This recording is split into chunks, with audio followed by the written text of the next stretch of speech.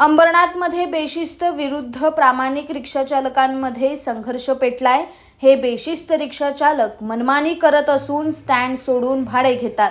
अनेक रिक्षाचालकांकडे लायसन्स आणि बॅचही नाही, मात्र तरीही वाहतूक पोलीस त्याकडे दुर्लक्ष करतात। या सगळ्या मनमानी कारभाराविरोधात प्रामाणिक रिक्षाचालकांनी एल्गार पुकारलाय।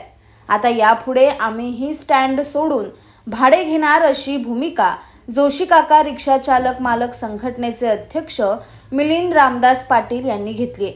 स्टँड सोडून रस्त्यावर रिक्षा उभ्या करत त्यांनी बेशिस्त रिक्षा चालक आणि आरटीओ प्रशासनाचा निषेध केलाय।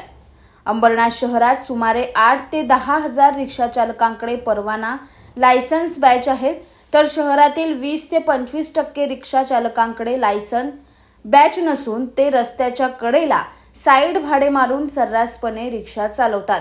त्यांच्यावर कठोर कारवाई करा अशी मागणी तत्कालीन मुख्यमंत्री एकनाथ शिंदे यांच्यासह पोलीस आणि वाहतूक पोलीस प्रशासनाकडे करण्यात आली होती। त्यानंतर रिक्षाचालकांवर तात्पुरत्या स्वरूपात कारवाई करण्यात आली, मात्र त्यानंतर परिस्थिती जैसे थे आहे।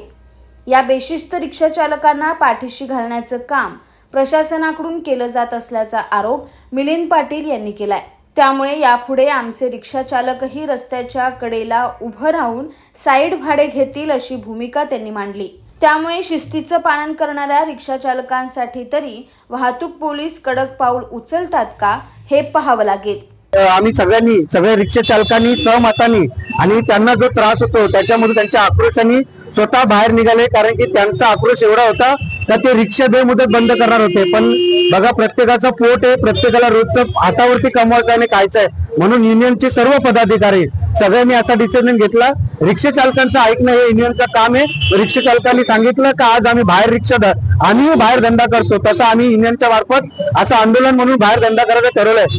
पण प्रशासनाने, पोलिसांनी याच्यावरती जर लवकरात लवकर मार्ग काढला नाही तर ह्या ज्या 7 ते 8 हजार रिक्षा अंबरनाथ ईस्ट आणि वेस्ट ह्या सगळ्या बेमुदत बंद करून ट्रॅफिक ऑफिसला आम्ही बेमुदत असं तिकडे धरणे आंदोलन असं करण्याचं ठरवणार। Bureau report, AB fast news, Ambernath.